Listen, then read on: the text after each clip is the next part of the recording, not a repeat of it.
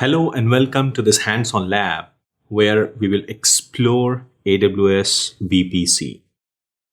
We will first understand what all components are provided by default in a default VPC.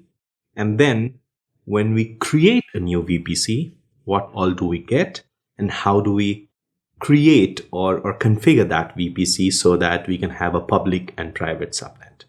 All right. So first things first, why do we need a VPC? Okay. To answer this question, let us go back to that session where we had created an EC2 instance. Now, any compute instance, whether it is an EC2 or RDS or a database on EC2, they will need an IP address so that they can be accessed through different protocols, right?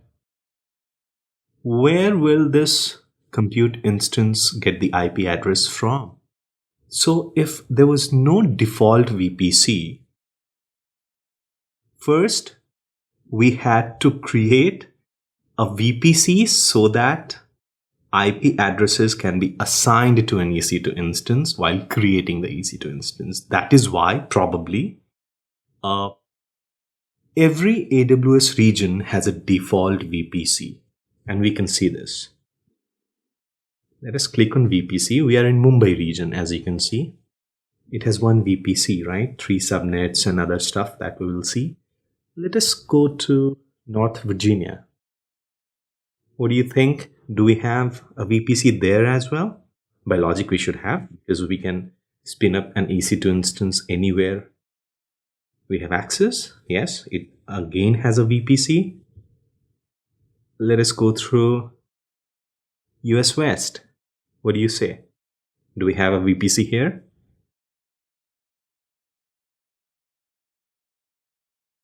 I think so. Yes.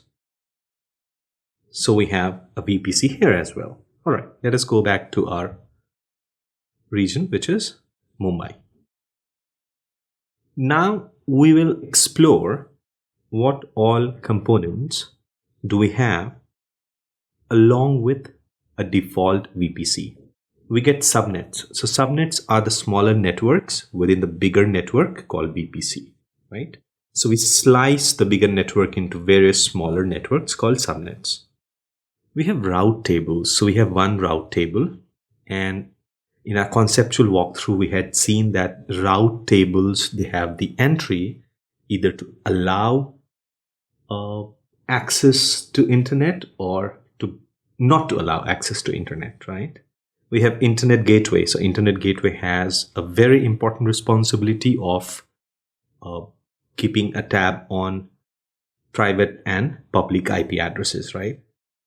And then we have network ACL and security groups. So we'll see what network ACL and security groups are. So we have already seen security groups. So when we open up ports on security group, on that EC2 instance with which that security group is associated, we actually can access the EC2 instance through those ports, right? Now, so the way security groups are associated with EC2 instances, network ACLs, that is NACLs, are associated with subnets. So they either allow or block port access at subnet level. We do not have to go deeper into how ACLs and security groups function deep down and how ACLs can block and security groups can only allow. Probably we will never have to look at network ACLs, but definitely at security groups. And if our understanding is that we can open up ports on security group to access an EC2 instance, then we are good. All right. Okay, so let us see what all configurations do these default VPC components have. So let us open them. Subnets, route tables, and network ACLs, security groups. Okay. So we have 3 subnets by default. All right. and subnets have a route table associated with them. Okay, I'm just trying to, yeah, route table. So we can see that the route table association is with this route table, which in fact is the only route table, 9E.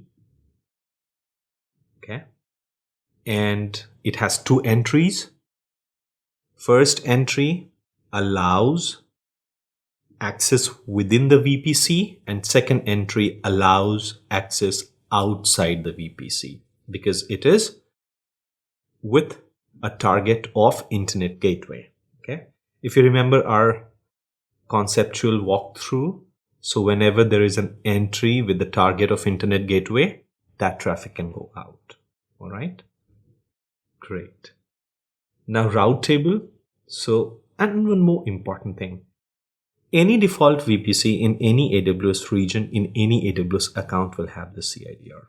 That is the convention. That's it. There's nothing more to discuss about it. All right, good. Route table, we have already seen the two entries this route table has. All right, local and Internet Gateway. Network ACLs, as I said, network ACLs they act at subnet level, first of all. That's why there is something called subnet association. So since this is the only NACL in this VPC, it is acting at all the subnets. All right, and it has inbound rule and outbound rule.